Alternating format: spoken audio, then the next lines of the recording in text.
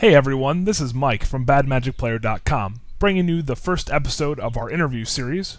I'm also a Bad Magic player. To kick off the series today, we have Jimmy Wray, a 3D card artist from New York. He's Skyping with me to talk about his recently discovered hobby, and we'll tell you how you too can get your hands on some sweet three-dimensional tokens. This episode is brought to you by nobody, because we don't have a sponsor yet. So if you want to be a sponsor and throw me some money to help pay for this stuff, that would be awesome and cool, and we would basically tell everybody about all your stuff. So you can be a sponsor. Contact badmagicplayer@gmail.com. How's it going, Jimmy? It's going great. Another beautiful day in Buffalo. Sunny and 45. Oh, nice. Classic April weather, right? Yeah. Hey, I'll take it. March was at 75, so hey, what are you going to do? So when did you start playing Magic? Started playing Magic around the Urza's Saga block. Nice. I can still remember my first pack. I cracked it in the shop, and I had to be like 13 or 12 or something. Cracked an endless worm. No idea how good it was, and everybody's like, "Oh, I want that. It's like $10." And I was like, "Here, give me a bunch of commons and land so I can make a deck so I can play too." And when I was back then playing, I didn't realize how it was fun, but there was nothing like sanctioned tournaments where something would happen every day. So now that every Friday happened, I've been pretty much hooked ever since. That cardboard cocaine. That's right. And the lottery tickets when you open a booster pack. Yeah. Oh yeah. What formats do you play? Currently, I play mostly standard and limited. I'm working on getting into modern. My buddies, we're trying to get modern up at our shop here. And another one of my buddies is talking me into Legacy, and because I don't want to learn the other formats as far as like the spread outness of all the cards and Sure. the decks you have to recognize, I'm just going to play something silly that combos out on turn 1 or 2, so I don't have to worrying about what other decks they're playing. So is standard your favorite format to play? Yeah, standard is basically the same as my favorite. I do enjoy limited, but there's so many closed-minded people out there net decking all the time, so you pretty much know what they're going to be playing if Sure. you're playing standard. So I don't mind giving a brew beat down to people every so often. Do you have a favorite archetype for decks you like to play? I like everything. I have to have some type of control aspect. I like being in control of the game, but I do love the aggro aspect, so I try and build my decks around both, which I guess technically puts me at mid-range. So let's talk about your 3D art. How long have you been doing this?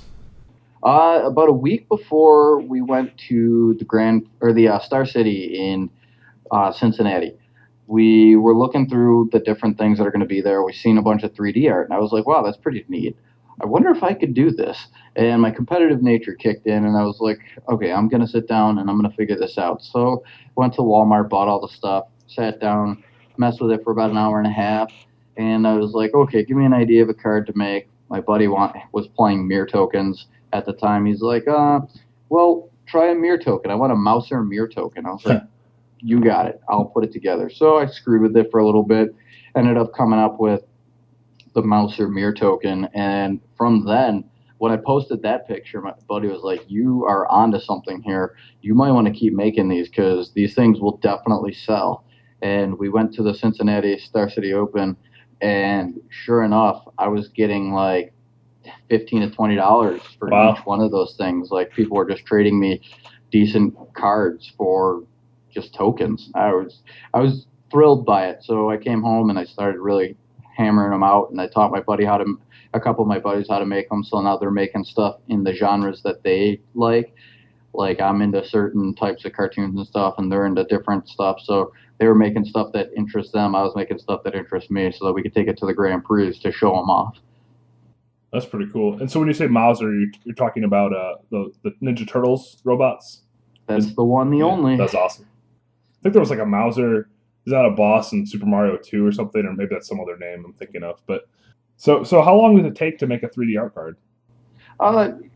It was taking me between an hour and a half to 3 hours, but I've gotten it down to where I figured it out I mean, besides making the template to print out to cut out, I've pretty much got it down to about 45 minutes to an hour for each card.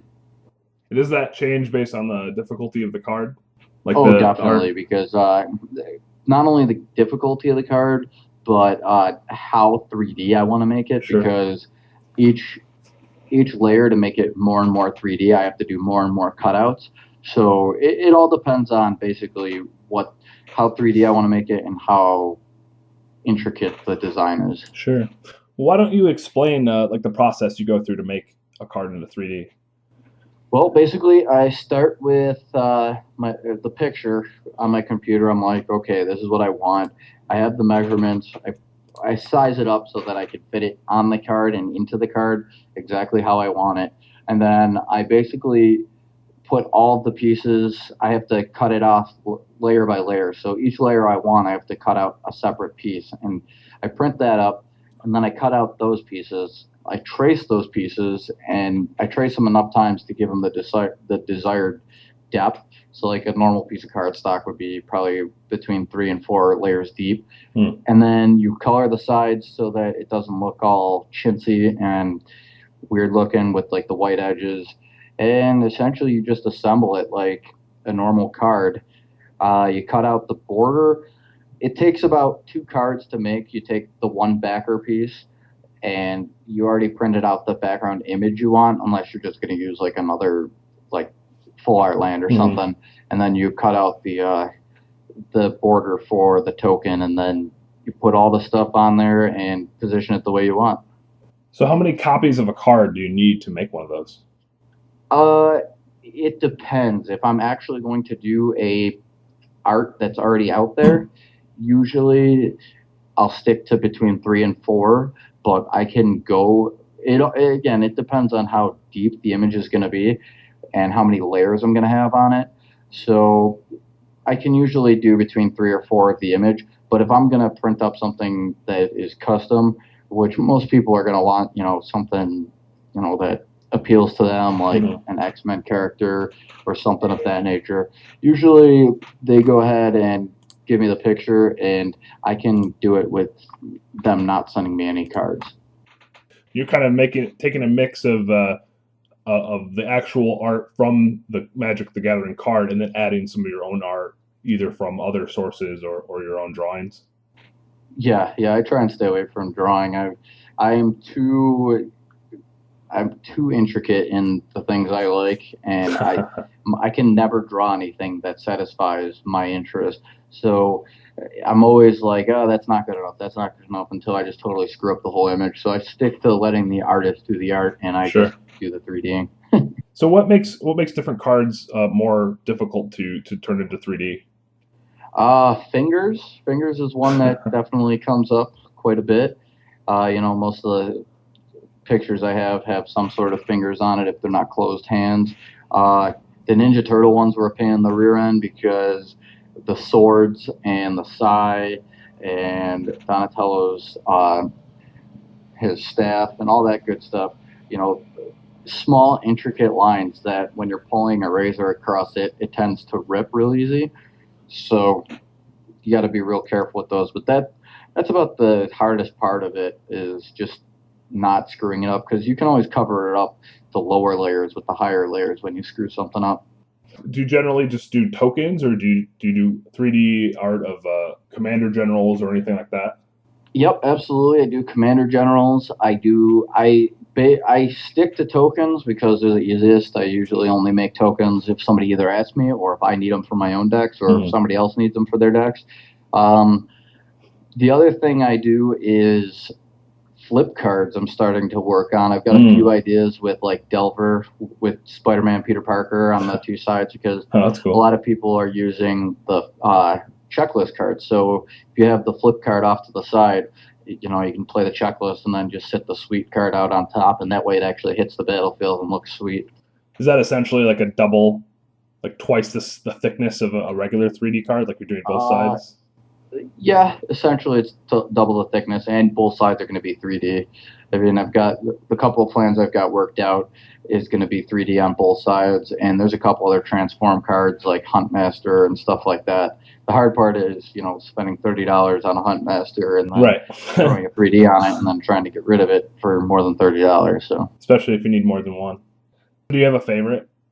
A favorite 3D token, I would have to say my sets. I have a set of the Ninja Turtles, which I think are just amazing. And I mean, I love my Krang Batter Skull token. So my Soldier Teenage Mutant Ninja Turtles and the Krang Germ. Also, I totally am in love with my Wolf Pack. I've got 3 regular 2/2 wolves from The Hangover. And nice. I've got Carlos and Alan on the Death Touching Wolf, which I've driven people nuts when I drop all 4 of them in the same game, and they're like, "Are you kidding me? I'm about to be beat by the Hangover squad." That's ridiculous. That's hilarious. Are you working on any cards right now? I have those Delvers that I'm working on. Right. Also, I'm going to try and put together a Transformer. Nice. I think Optimus Prime on a Delver. And I'm working on the card that I told you I would be working on of your badmagicplayers.com logo. That'll be sweet. It sure will be. I use, right now I've been using chickens from Unglued as my token, so that'll be nice to use some advertising instead of just random chickens. Yeah, nothing drives people more nuts than when you just trounce them and you got something silly on the board that they think shouldn't even be there. Well, especially with tokens, and you've got disputes coming up all the time now about if you don't use the actual token of what it is. If I use a chicken to represent a wolf, and then I play a different wolf, and I'm using a different chicken, it gets confusing. And yeah, I'm definitely one of those people. I'll get confused. I'll be looking at the battlefield like, and that is what again? And that is what again? And I have a hard time visualizing it, so sometimes I end up screwing myself based on that. Yeah. Do you take commissions from people? I absolutely do. And do you have any contact information you want to share with people? Absolutely. We actually have a Facebook page. It's called 3D Tokens. It's spelled out just like that. We don't have a website as of yet because the 3D Tokens was working for us. You can get some pictures of all the art we've done. I also have my 2 buddies helping out. They do their own art as well in their type of genres, like Doug Funny, and my buddy's really big into X-Men, so he does a lot of X-Men art. That's awesome. But yeah, Facebook, and you can private message me on Facebook. Usually that works. I'm on here at least once, twice a day. I offer the ability to choose any picture you want, so people can just say, "Hey, I want this picture on a token. I think it would look awesome. Can you do it?" And I'd be like, "Yeah." I've had people request for Legion, like a Legion type deck with slivers, just random pictures of slivers, just printed out and pasted on the card without being 3D. And I've offered to do those sort of things as well. So, I mean, I'm up to ideas. I'm open to suggestions. I mean, if anybody wants anything, I'm always free to talk about it and hatch out something. And then are you at events too in the area? I go to any event my car will get me to. So, I mean, I went to Baltimore twice last month, Cincinnati a week before the Baltimore Grand Prix.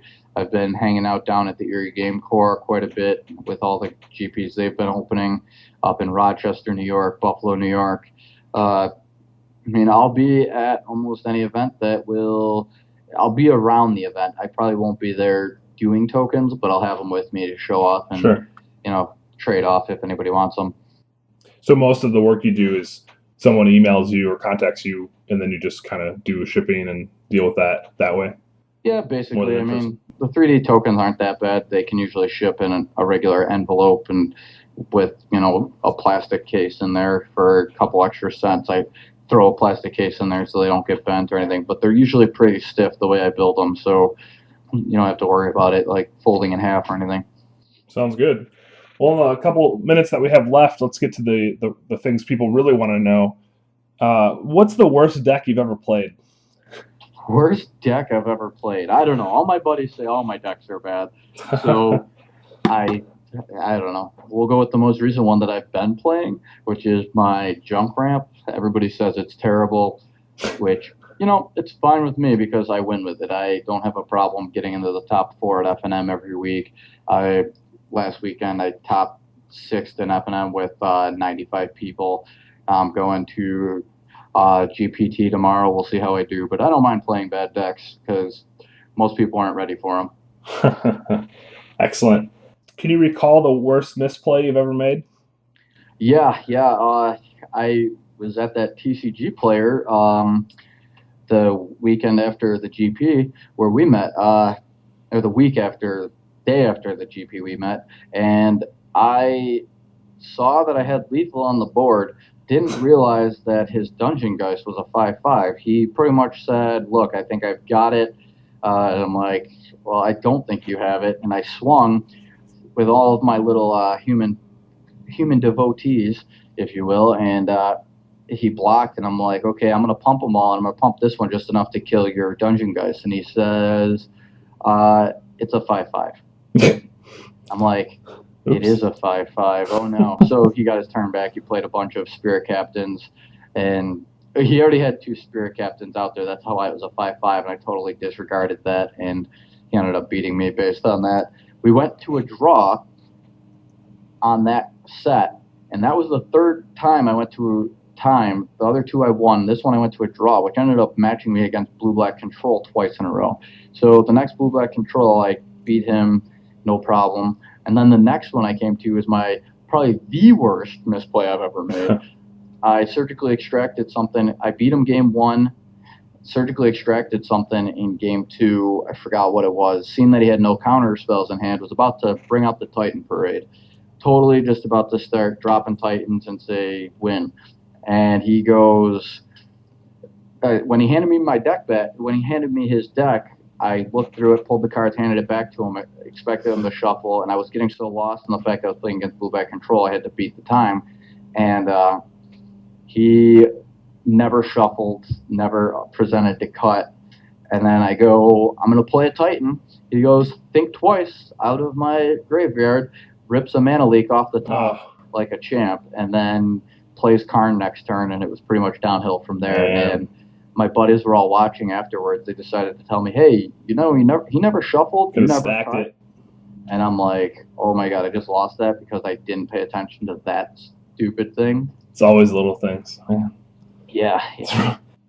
Yeah, I guess the worst misplays are the ones that have the worst consequences, right? Yeah. If you just learn from it, there's no problem. If they're the ones that sit in your mind for a while. That's right. For sure. Absolutely. And then we can't forget the misplay that we met, where you sat down at the wrong table and we played a game. You crushed me, and then I looked at the paper and it said, "I'm like, who is your name?" Like it was like Charlie or something. And you're like, "No." Yeah. I'm like, I don't think you're my opponent, and you weren't. But then I sat down with the kid next to you. I stomped him the first game, and then he beat me. It was a Wolf Run mirror match, and he dropped Titan before I did. So it was like, you got the free win, buddy. We'll call that a good misplay because you would have gotten stomped by a crappy $5 Goblins deck, game 2 and game 3. I guarantee I would have beat you. So you just that was good for you that you sat down in the wrong spot. So just I don't know, if only. Well, great. It's been good interviewing you. Thanks a lot for talking with me today. Again, this is Jimmy Wray. You could go to his Facebook page, look up 3D tokens, and you can get him to make you some sweet 3D art. So thanks a lot, Jimmy. All right. Thanks, Mike. Appreciate it. No problem. Thanks for listening, and thanks for reading badmagicplayer.com. We take suck